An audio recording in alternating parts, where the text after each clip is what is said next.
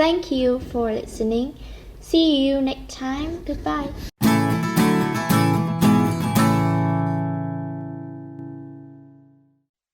Now listen carefully and answer questions 11 to 15. First of all, let me thank you all for coming to this public meeting to discuss the future of our town.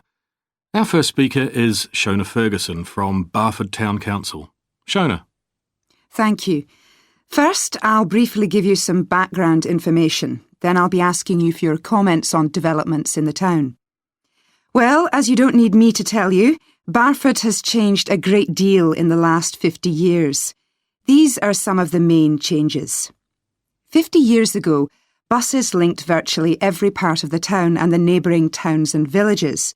Most people used them frequently, but not now, because the bus companies concentrate on just the routes that attract most passengers. So parts of the town are no longer served by buses. Even replacing old, uncomfortable buses with smart new ones has had little impact on passenger numbers. It's sometimes said that bus fares are too high, but in relation to average incomes, fares are not much higher than they were 50 years ago. Changes in the road network are affecting the town. The centre was recently closed to traffic on a trial basis, making it much safer for pedestrians. The impact of this is being measured. The new cycle paths separating bikes from cars in most main roads are being used far more than was expected, reducing traffic and improving air quality. And although the council's attempts to have a bypass constructed have failed, we haven't given up hope of persuading the government to change its mind. Shopping in the town centre has changed over the years. Many of us can remember when the town was crowded with people going shopping. Numbers have been falling for several years, despite efforts to attract shoppers, for instance by opening new car parks. Some people combine shopping with visits to the town's restaurants and cafes.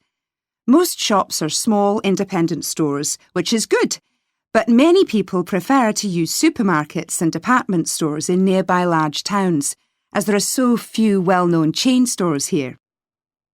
Turning now to medical facilities.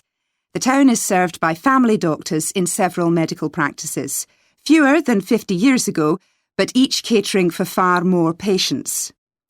Our hospital closed 15 years ago, which means journeys to other towns are unavoidable. On the other hand, there are more dentists than there used to be. Employment patterns have changed along with almost everything else. The number of schools and colleges has increased, making that the main employment sector. Services such as website design and accountancy have grown in importance, and surprisingly perhaps, manufacturing hasn't seen the decline that has affected it in other parts of the country. Before you hear the rest of the talk, you have some time to look at questions 16 to 20.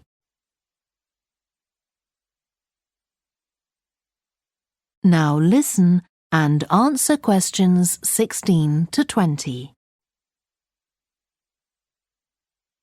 Now I'll very quickly outline current plans for some of the town's facilities, before asking for your comments. As you'll know if you regularly use the car park at the railway station, it's usually full. The railway company applied for permission to replace it with a multi-storey car park, but that was refused. Instead, the company has bought some adjoining land, and this will be used to increase the number of parking spaces. The Grand, the old cinema in the High Street, will close at the end of the year and reopen on a different site. You've probably seen the building under construction. The plan is to have 3 screens with fewer seats rather than just the one large auditorium in the old cinema. I expect many of you shop in the indoor market. It's become more and more shabby looking, and because of fears about safety, it was threatened with demolition. The good news is that it will close for 6 weeks to be made safe and redecorated, and the improved building will open in July. Lots of people use the library, including school and college students who go there to study. The council has managed to secure funding to keep the library open later into the evening, twice a week. We would like to enlarge the building in the not-too-distant future, but this is by no means definite. There's no limit on access to the nature reserve on the edge of town, and this will continue to be the case. What will change, though, is that the council will no longer be in charge of the area. Instead, it will become the responsibility of a national body that administers most nature reserves in the country. OK, now let me ask you if you have... That is the end of section 2. You now have half a minute to check your answers. Thank you for listening. See you next time. Goodbye.